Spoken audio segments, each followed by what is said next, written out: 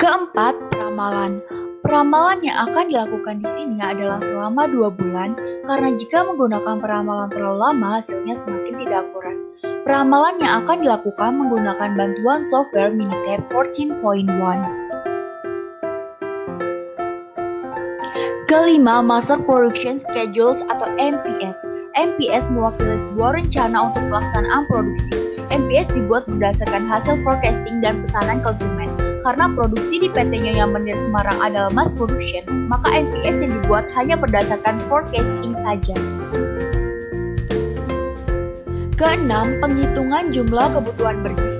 Dari data MPS mingguan yang juga merupakan kebutuhan kotor, dapat diketahui kebutuhan bersih atau net requirement dengan mengurangi kebutuhan kotor atau gross requirement dengan persediaan yang dimiliki atau on hand.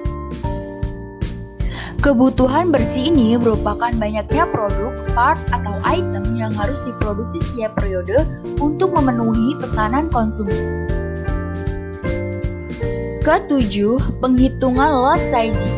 Setelah diketahui jumlah unit kebutuhan bersih untuk tiap-tiap bahan baku, maka perlu direncanakan pembelian bahan baku tersebut. Perencanaan pembelian bahan baku dilakukan dengan cara menentukan jumlah dan waktu pembelian yang optimal untuk tiap-tiap pembelian. Kedelapan, penyusunan tabel Materials Requirements Planning atau MRP. Setelah semua langkah terpenuhi, maka langkah terakhir dalam sistem MRP adalah pembuatan atau pengisian tabel MRP.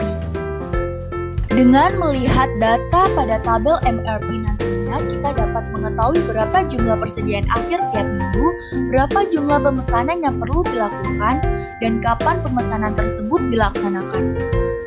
Selain itu, dapat juga diketahui kapan barang yang kita pesan tersebut dapat diterima dan jumlah kebutuhan bahan baku untuk tiap minggu. Pengisian tabel MRP berdasarkan data persediaan bahan baku, jumlah kebutuhan bersih, lot sizing pembelian bahan baku, dan lead time pembelian bahan baku. Kesimpulan, penjualan terjadi karena adanya permintaan dari konsumen. Permintaan tersebut dapat dipenuhi apabila produk yang dikehendaki oleh konsumen tersebut sudah tersedia dan siap dipasarkan oleh perusahaan. Sehingga dalam suatu perusahaan, persediaan menjadi sangat penting keberadaannya untuk menjaga kelancaran produksi dan mempertahankan kelangsungan hidup perusahaan.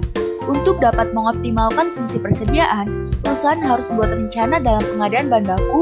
Perencanaan tersebut harus sesuai dengan kebutuhan produksi untuk setiap bulan.